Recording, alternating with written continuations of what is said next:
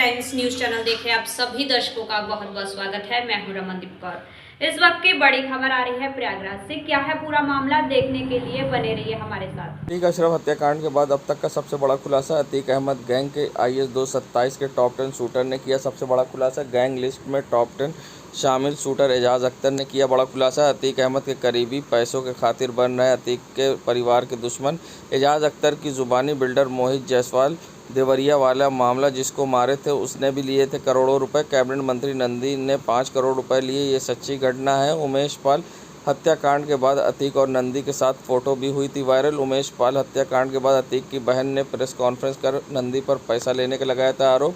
Atiq gang के सक्रिय सदस्य इमरान जई सगे भाई जीशान जानू को लेकर भी किया खुलासा। कहा पैसों को लेकर हुआ था मामला, पैसे मांगे होंगे नहीं दिए, जिसको लेकर हुआ विवाद। डॉक्टर एजाज का कहना था आने वाले समय में जानू विधायकी का लड़ेगा, चुनाव देख लेना।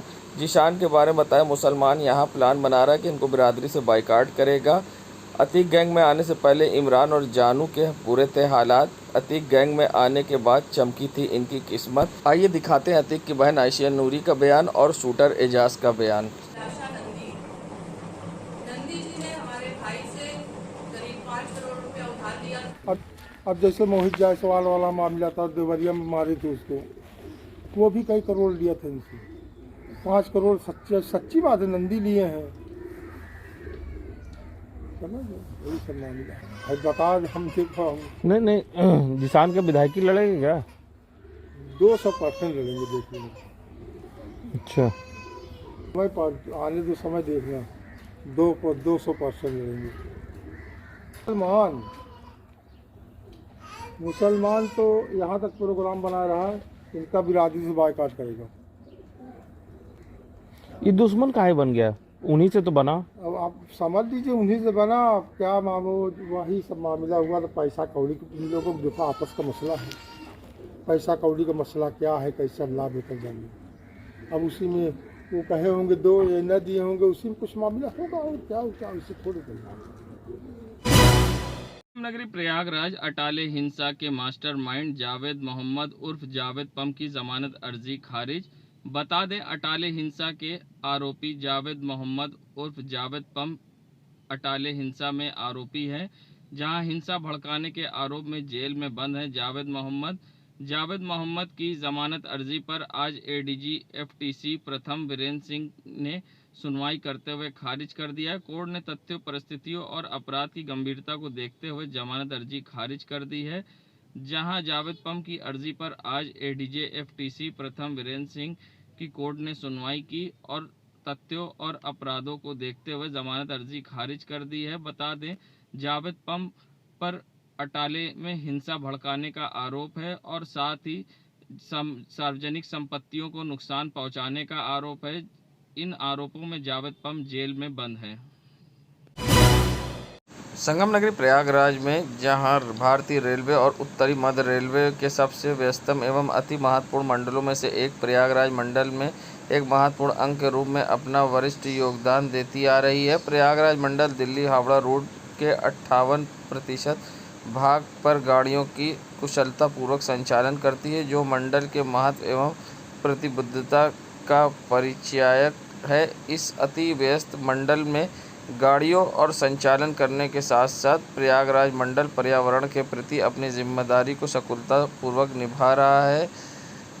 वहीं विश्व पर्यावरण दिवस के अवसर पर प्रभात फेरी और नुक्कड़ नाटक के माध्यम से लोगों को पर्यावरण संरक्षण के प्रति जागरूक कर गंगा टास्क फोर्स और रेल प्रशासन द्वारा चलाया गया संयुक्त जन जागरूकता अभियान। वहीं इस मौके पर रेल कर्मियों को पर्यावरण में अपना योगदान देने के लिए शपथ दिलाई गई और इस मौके पर पर्यावरण को बचाने के लिए सबने शपथ ली। पर्यावरण दिवस है और उसके उपलक्ष्य में पर्यावरण को किस तरह से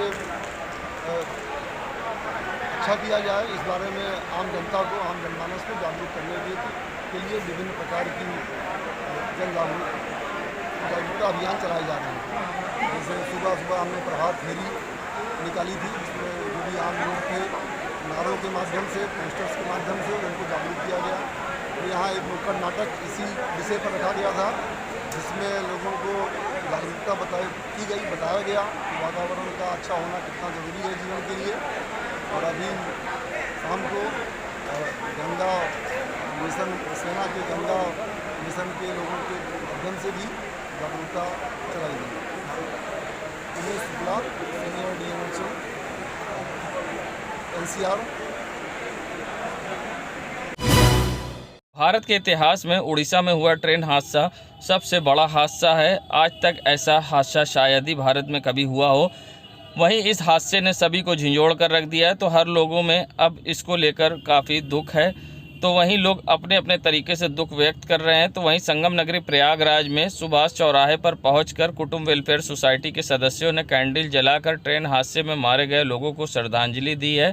साथ ही उनकी आत्मा की शांति के लिए मौन धारण करके प्रार्थना की है। यहां पर कुटुंब वेलफेयर सोसाइटी के सभी सदस्य मौजूद रहें और उनकी आत्मा की शांति के लिए प्रार्थना करते दिखाई दिए। और क्या कुछ कहा है आइए दिखाते हैं। जी, आज आप लोग यहाँ पर इकट्ठे हुए हैं, कैंडल जला के श्रद्धांजलि दी, क्या पूरा मामला है? आज यहाँ पर हमारी पूरी कुटुंब वेलफेयर सोसाइटी आई हुई है। बालासोर में ट्रेन हादसे में मारे गए मृतकों की आत्मा की शांति के लिए कैंडल जला के हम लोगों ने प्रार्थना की है। और साथ ही इस हादसे में जितने भी लोग घायल हैं उनके शीघ्र स्वास्थ्य लाभ के लिए भी हमने प्रार्थना की। परिचय बताओ। मैं एडवोकेट जूही जायसवाल, अध्यक्ष कुटुंब वेलफेयर सोसाइटी। आज आप लोग यहाँ पर इकट्ठे हुए, क्या पूरा मामला है? आज हम लोग कुटुंब वेलफेयर सोसाइटी के बैनर के नीचे जो बालासोर में ट्रेन एक्सीडेंट हुआ और उसमें जितने भी मृतक हैं उनको श्रद्धांजलि देने के लिए इस जगह एकत्रित हुए हैं। और हम लोग का जो सोच है वो ये है कि एक सही स्थान मिले और जो घायल हैं उनको सरकार की तरफ से उचित मुआवजा मिले और उनकी देखरेख सही ढंग से हो। मैं इंजीनियर विवेक गुप्ता, कुटुंब वेलफेयर सोसाइटी।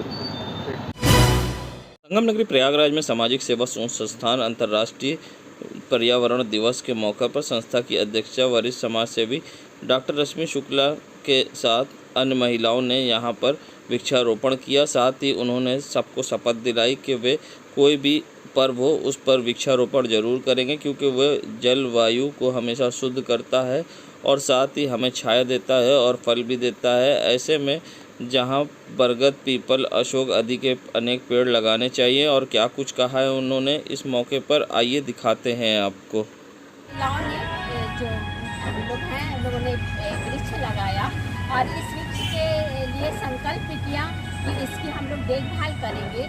आप वृक्ष लगाइए, उसकी देखभाल करिए, उसको जीवित रखिए।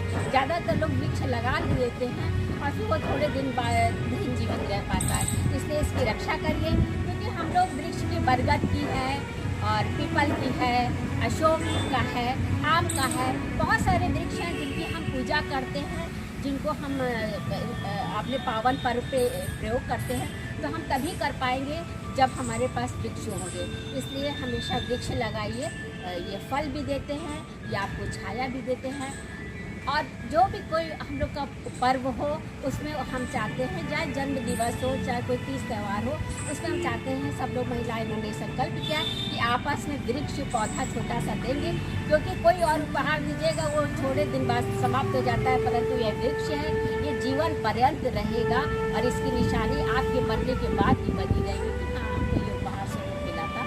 इसका हम भी उपयोग करेंगे, हमारी आने वाली पीढ़ी भी वृक्ष का उपयोग करेंगे। इसकी छाया, इसका फल सब लाभप्रद है। अतः पर्यावरण संरक्षण करिए।